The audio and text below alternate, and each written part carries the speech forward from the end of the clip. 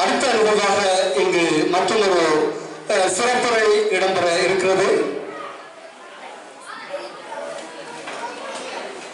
சமூக சேவையாளரும் கண்டி மாவட்டத்தினுடைய ஜனாசா நலன்புரி சங்கத்தினுடைய சிரேஷ்ட உறுப்பினருமாகிய கௌரவ ஜனாப் ரிஸ்வான் அவர்களை அன்போடு அழைக்கின்றோம் உரை நிகழ்த்துவதற்காக.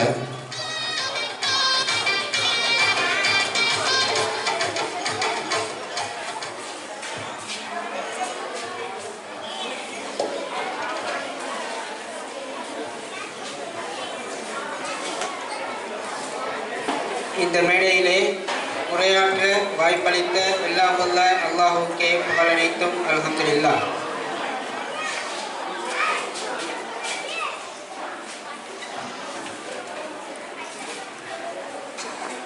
இங்கே வருகை தந்திருக்கும் பிரதம அதிதி அவர்களே மற்றும் விசேட அதிதி அவர்களே மற்றும் பொலிஸ்மா அதிபர்களே மற்றும் பாடசாலையின் அதிபர் அவர்களே, உலமாக்களே, பெற்றோர்களே, மாணவ செல்வங்களே, உங்கள் அனைவருக்கும் அஸ்ஸலாமு அலைக்கும் வரஹ்மத்துல்லாஹி வபரகாத்துஹு.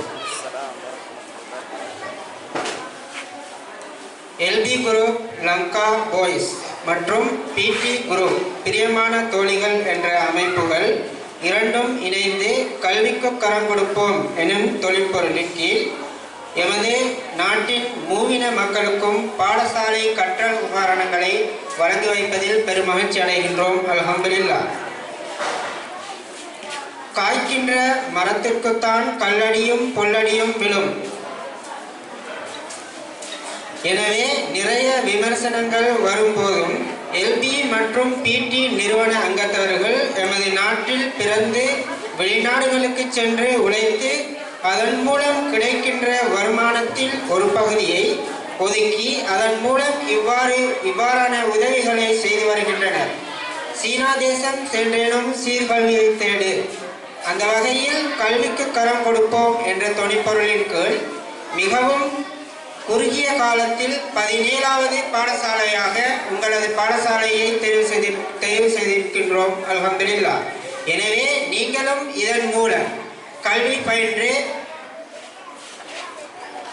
நாட்டில் உள்ள அனைத்து மற்றைய மாணவர்களுக்கும் கல்வி பதிவுகளுக்கு உதவ முன்வர வேண்டும் என கூறிக்கொண்டு இந்நிகழ்வில் விசேட அதிதியாக என்னையும் கலந்து சிறப்பிக்க வைத்த எல்பி குரூப் மற்றும் பிடி குரூப் மற்றும் இந்நிகழ்வின் ஏற்பாட்டுக்குழு அனைவருக்கும் நன்றியை தெரிவித்தவனாக விடைபெறுகின்றேன். அஸ்ஸலாமு அலைக்கும் வரஹ்மத்துல்லாஹி வபரகாத்துஹு.